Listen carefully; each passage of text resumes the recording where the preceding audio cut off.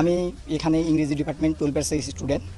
তো আমাদের এখানে যে ঝামেলাটা হয়েছে, এখানে অ্যাকচুয়ালি আমাদের কর্মসূচি ছিল অবস্থান কর্মসূচি। আমাদের উদ্দেশ্য ছিল আমরা মডার্নে গিয়ে অবস্থান করব, কিন্তু আমাদের যে এখানে ছাত্র সংগঠন আছে তারা আমাদের আগেতেই জানিয়ে দিয়েছিল যে অবস্থান, ছাত্রলীগ ছিল এখানে।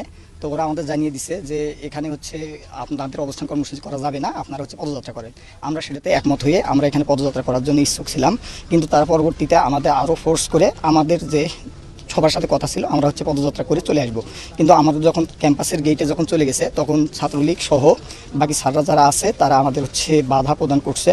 স্যাররা অ্যাকচুয়ালি যখন সামনে আছে তখন পিছন থেকে এবং তাদের যারা তৃতীয় পক্ষ ছিল তারা স্যারের উপর আক্রমণ করে সেই দায় আমাদের সাধারণ শিক্ষার্থীদের উপর চাপানোর চেষ্টা করছে।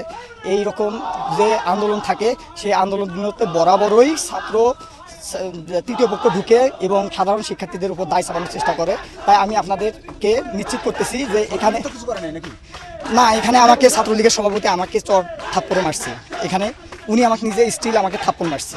এখানে কথা হচ্ছিল আমরা গত 9 দিন ধরে এখানে আমরা অনুষ্ঠান করতে সমাবেশ করতেছি। এখানে কোনো প্রকার আমাদের সাধারণ শিক্ষার্থী বিশৃঙ্খলা করে নাই, কিন্তু ওনারা আসার কারণে এই বিশৃঙ্খলা হয়েছে। এই দায়ভার সাধারণ শিক্ষার্থীদের না।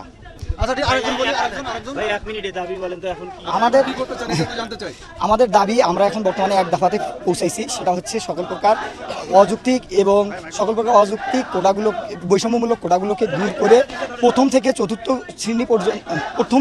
শ্রেণী পর্যন্ত যথাযথ কোটা সংস্কার করা। আর এখানে আমাদের হচ্ছে বিচার বিভাগের সাথে আমাদের কোনো সম্পর্ক না, আমাদের সম্পর্ক হচ্ছে নির্বাহী বিভাগের কাছে। কারণ আপনারা জানেন সংবিধানের 29 নম্বর অনুচ্ছেদে বলা হয়েছে সরকারি চাকরির ক্ষেত্রে সকল নাগরিক সমান সুবিধা ভোগ করবে।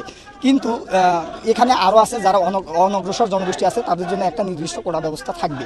এটা কোটা ব্যবস্থা কিছু সংখ্যক অনগ্রসর জনগোষ্ঠীর জন্য এটা সাংবিধানিক অধিকার, কিন্তু 18 পরিবর্তে যেটা করা হয়েছিল এখানে আমরা সাধারণ শিক্ষার্থীরা আমরা এখানে শঙ্কিত আছি। তো আমরা চাচ্ছি সাধারণ শিক্ষার্থীরা যাতে আমাদের এই ব্যাপারে আমাদের পরবর্তীতে কোনো সমস্যা না হয়। কারণ এখানে যে সমস্যাটি হয়েছিল সেই সমস্যাটি আমরা সাধারণ শিক্ষার্থী দায়ী না। এখানে তৃতীয় পক্ষ ঢোকার কারণে, তারা বাধা দেওয়ার কারণে এই পরিস্থিতি হয়েছিল। সুতরাং আমরা আশঙ্কা প্রকাশ করতেছি। সুতরাং আমাদের আশঙ্কায় সারা বাংলাদেশের শিক্ষার্থীরা একমত প্রকাশ করবে বলে আমি আশা পোষণ করতেছি। কারণ